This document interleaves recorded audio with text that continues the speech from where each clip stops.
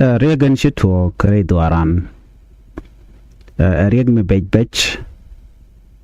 Mugor gwech kanetin kon tilanwari. Rega me regaran shito ke gambela. Gwazan shanwari sha connectin. Bar. Nakan gadadwop. Just watch me the long man shito. Kashanga jandang ro de dok ka pai badak ronkin dang ro jandang red bakel ana ke report mi chalat ci bar ci kan torbiel ci la jen ke gambela weekend kan war zone ci kan ga nyur ka da dop gwa danin ci kan nyur ka tan ci kan na ci kan kanak chala dano la jeno ne dang bakel la jeno ne dang baro la jeno ne ri chok jok kengwan dano credible information karam dan jejek chala dano ne dang bakel ne dang bakel chike tesnien ka jibone maybe ne chok pangwan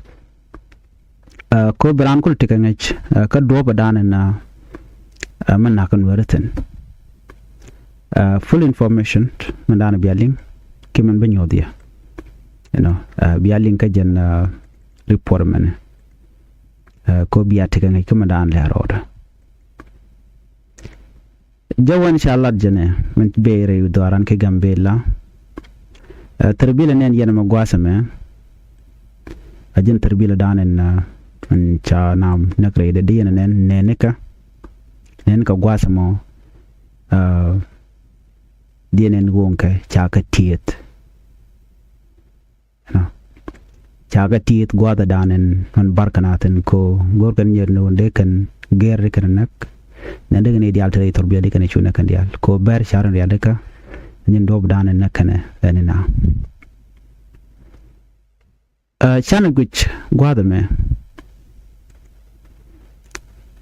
dauran ke gambele la jenaten kana ne jen ba kumba jari alika ala dinya bi police ne bare alika bar mu terbil ke federal government ke ne konte la dinya Ethiopia bare mu ke terbil ne mo betniam ke terbilen betjok ko njali ne mo la teke bedjen makam ka chicken jaloro ba maje to gena men kune ideal gay ke min yish wish ne ideal men goro gwech ka goro de ne netin kon lanwore tira tadan ci mon ci lat ke jan men yam jena mi jena gambele bu we commercial ke nur berber saf mo jen te within gambela ke jeno ke gambela mi ci jen mi shop te kuj wach te ke border kan ber border ina mo shala abol jen kan nur berber saf ke nur village nur village mo dung nure kam ko jeke ke ronete doctor galwa te kwara me cha kam ka chane dial kontin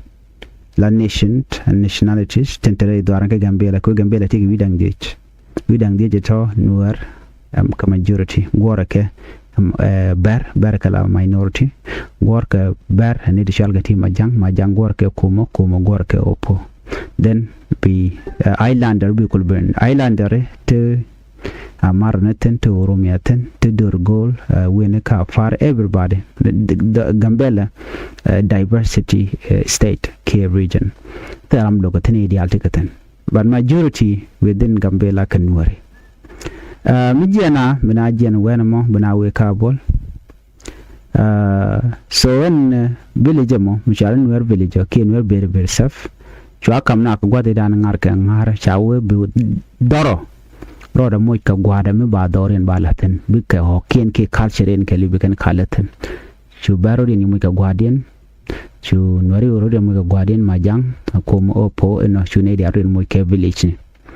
ndoro mo ajen dor te dadop men we ke te ka dor ber shal ka bolo shale nuer ber sap ki nuer nation village mi jenten bu ka bol abola mo dor ber abola mo ni mi ci jenten kan ke gwan men mala ngok la ka ko shongten no to de kon chol no checkpoint en checkpoint mo mi ci tarbil benten bi tarbil be ja mi cha doren cha bel ko wit red kan jide ana bol mi cha bel bina ben ka jen checkpoint mo bina bu chong ten bi na bu ken ka tol bina ku tet pin most of the people in the checkpoint ka bar ngai ken no ka nganjel ka tarbil ngai ken no mutugo ko en wich ling na rin ka jasne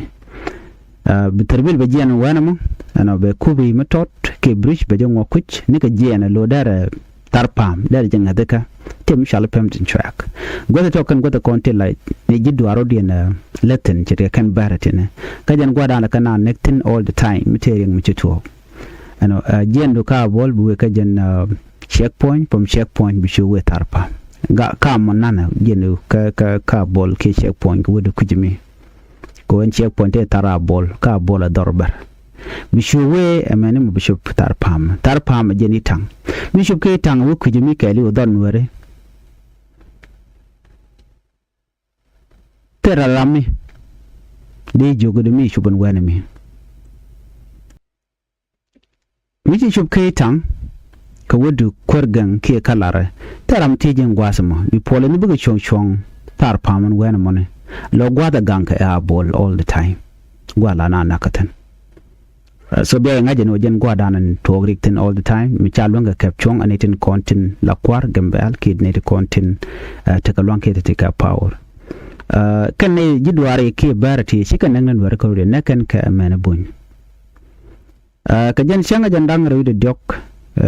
ka pai badda klon kin dang ro jan dang ro de bakal te joje no shinetin kontin lan wori shi jen shede dob dan kana led lakan jen ga jabran wi famde do wi jegul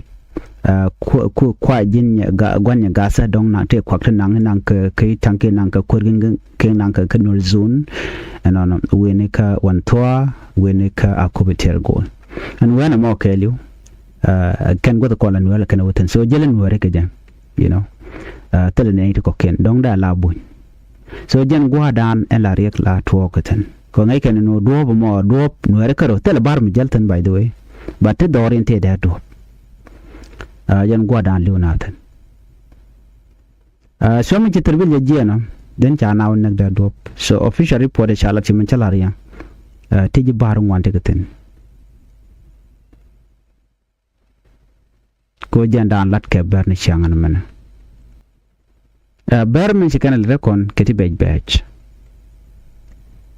dino take do me de kapchongo je mi na admitiken kamat